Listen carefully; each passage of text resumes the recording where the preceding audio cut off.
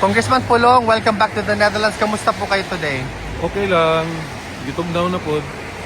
Hello, Kitty. Congressman Pulong, on behalf of the Filipino community here in the Netherlands and also all over the world, Happy New Year to you. Happy New Year po sa inyo. Dagang salamat sa kanunay niyong suporta sa MUAW sa mga mahan. Kamusta po ang pwede niyong ibahagi about kay PRRD today sa bisita ninyo sa kanya? Long hair na siya. Naligo siya pero wala niya gi-apil yung tiil. Ito ba to? Wala na nakaon.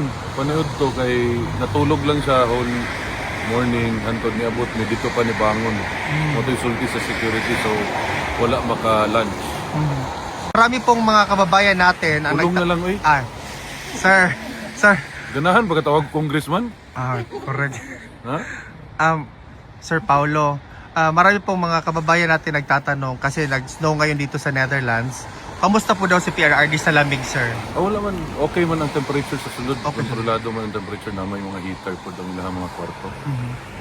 Pati lang itlog may heater. Kamusta yung ano mo, sir? Kamusta yung adjustment mo sa weather from tropical weather to... Ay, anad na ni sa Davao. Mga taga Davao, bugnawon ba kami? Di ba? Bugnaw, maganda Davao. Sila rin may init. Correct. Itik pa more. Ano po yung masasabi nyo sa 2026 na marami talaga pinaghahandaan kayo ng mga detractors na ang pamilyang Duterte ay aatakihin nila, lalong-lalo na yung kapatid mo na si Vice President Inday Sara Duterte? Di lang tayo mag-story about governance, politics, kay howd man kuno sila ana, no? So, kung na sila ay attack buhaton sa mo, di andam eh. Andam lang. Tangki digira ilaha, amo pader, ana lang gud. Mubalira man ning kalibutan karon pila ka adlaw. Advice po namo kami magstorya may mag-igsuon na mag-andam lang, abogado, ano. Di man gud lisod kayo banggaon magstorya ta about governance in which klaro man kayo nga nila ha. Kanang yagi mo ko pagkakapitan, no? May balaan nimo ang kawatan sa naong palangdaan ba? Unsay na kuha na nila, di na gid na basta makasugod na kagkawat, di na gid na mundang. Munang di po sila gusto matanggal diha. Ang problema ana, di gusto mo agi og saktong proseso. Demokrasya man katong istoryahan. Di kahulat og eleksyon, di ba? Istoryahan ang impeachment, pabalik-balik na lang, recycle, bisag istorya na ang mga ahensya nga walay nahitabo ngayon ana. Nay klaro sa tutubangan, trilyon ang gikawat, karon gidungagan og trilyon nga kawatonon. So kamo mga Pilipino inyohan na ng pagbuot, no? Ug okay ra sa inyo kawatan mo, nahibalo pa lang ko, niapil na lang ko. Diba? Pilipino ra gyud makatubag ana. Ug ganahan mo permi mo kawatan, wa pay problema sa mo. Mo maghilom ra man may mga Duterte skilid. Ay la hilabti kay matamakan nga sobra mamaak mga iro. Correct.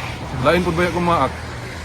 Ano po yung gusto nyong sabihin sa mga kababayan natin for the year 2026, lalo-lalo na bagong taon lang? Expect ninyo mas mupait ang inyong kinabuhi. Kabalo naman mo mga ano. Di man gyud na malikayan ng greed, no? Kawat. Di gyud malikayan. Sa kung sa yung tanaw, wa paganit ninyo na gihalongkat ng accounts committee sa Congress ug sa Senate. Halongkat ta ninyo na makita ninyo diha tanan kung asa ang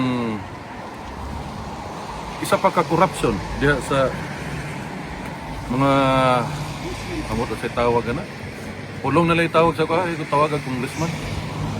Kaulaw. Damay patani. Pero mga taga Davao, basta ako mo serbisyo lang ko sa inyo ha. Ayan na magtuwa ng mga storya-storya nga, wala gasulod sa HOR. So ibuhaton ako dito kay committee. Ano to Libiste, gusto mo kontratong budget? Wa ganit tagda sa naglingkod na speaker. Ayan magtuwa na ilahang mga pakyut-kyut na mga ano kasi tawag na nila, di naman na cockroach.